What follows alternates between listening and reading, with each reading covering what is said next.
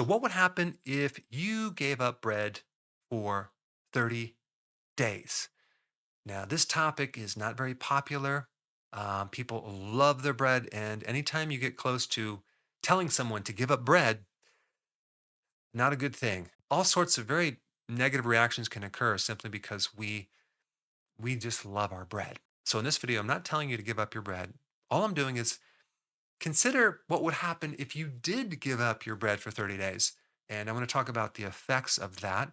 There's some information in here that you probably have never heard about, and it's really interesting. So just stay tuned. And there's a lot of things that bread can do to you in a negative way. One, affect your blood sugars. And I'm not going to cover the fact that most bread has glyphosate, and it's an herbicide that can create all sorts of issues. What I want to talk about today is the gluten part of bread. Now, gluten is a general term for a lot of different proteins, okay? It's not just one protein. And it's the protein in certain grains, especially wheat.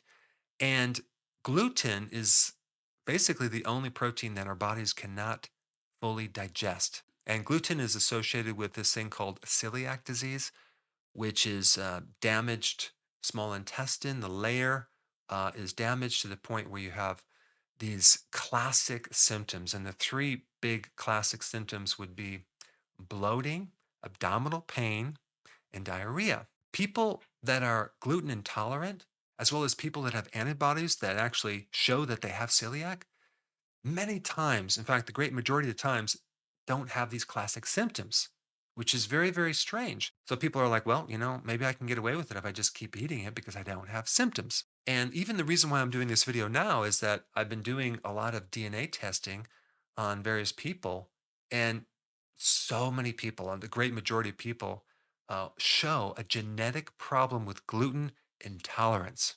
I mean, it's in their genes, right? It just tells us that they have genes that make them very susceptible to getting celiac. Yet, the great majority of people, when I talk to them, have virtually no GI symptoms, okay? They don't have bloating, they don't have abdominal pain, and they don't have diarrhea. Now, I recently found out by doing a deep dive in this topic why they don't have those symptoms. And it's because of this.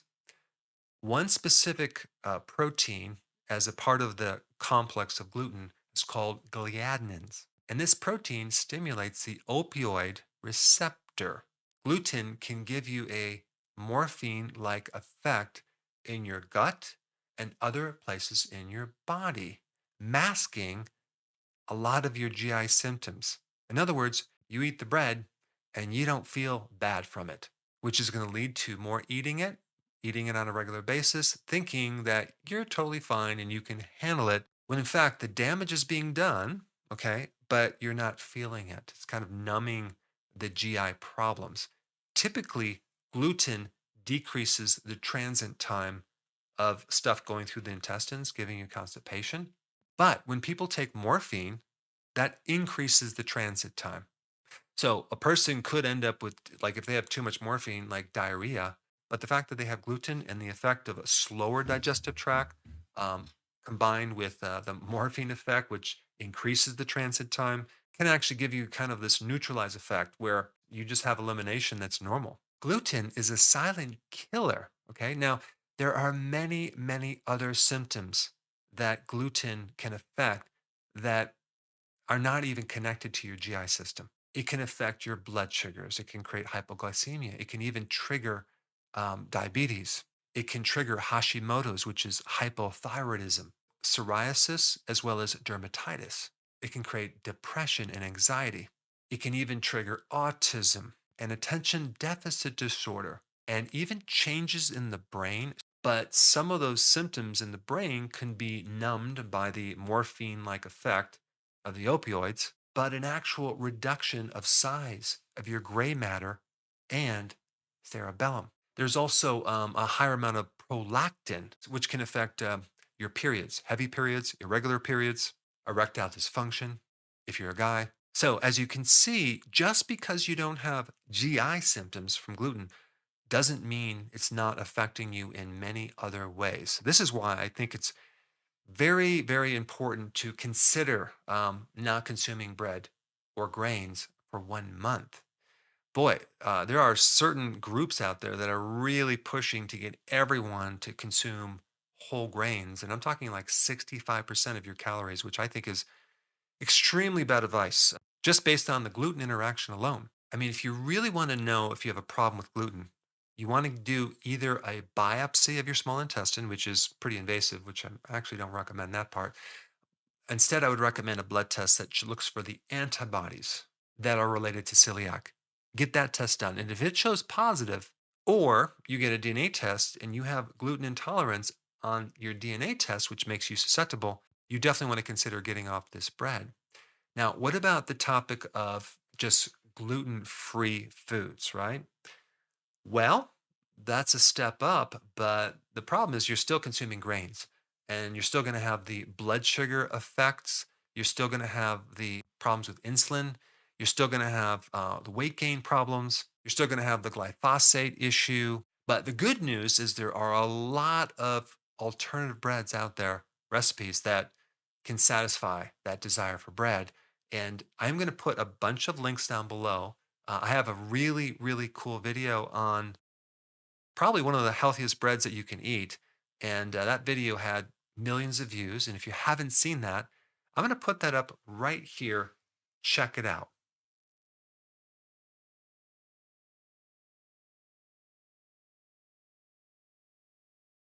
Hey, before you leave, I just wanted to give you a little quick history on some of the books that I wrote. This was one of the first books. It's called Dr. Berg Body Shapes. It was my attempt at writing about body types. What was very interesting about this book is I actually did all the images myself. Don't ask me why. They look actually not quite as professional as some of the images that I have in the new book. But anyway, this is my first attempt right here called Dr. Berg's Body Shape Diets. And then I wrote a book more extensive called The 7 Principles of Fat Burning. I don't even have a copy anymore, actually, because it's outdated. The next book, I put about 1,000 hours into this one right here called The New Body Type Guide. Major updates on the body types. I put a lot of energy into this.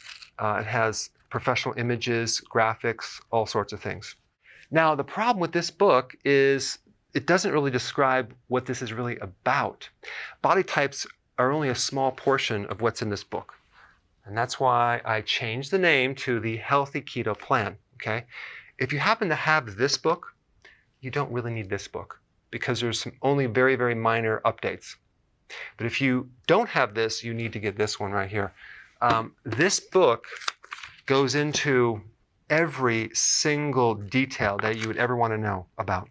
It goes into the 7 principles of fat burning. It goes into hormones, the body types, the basic keto plan. It goes into intermittent fasting. I talk about the 10 fat burning triggers and blockers and fat burning strategies with a lot of details in every single chapter. I go into body issues that interfere with losing weight. There's very few people that just have a weight problem. They have a lot of body issues, whether it's sleeping problems, stress problems, inflammation, menopause. I cover that extensively in this book. Then I talk about how to get rid of stress, and I show you a technique. Then I get into exercising. And then I have a lot of really good recipes in this book as well. So this is a good reference guide. On my website, if you get this book, you get this one free. It's called Healthy Keto Intermittent Fasting. This is the shortcut, quick guide to this book.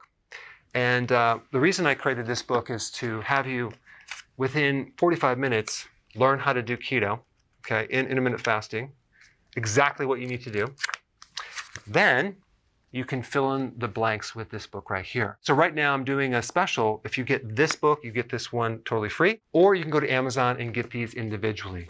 So I just want to clarify the difference between this book and this updated one right here. If you don't have this, you need to get this right here. That way you can get the exact correct information to do it healthily.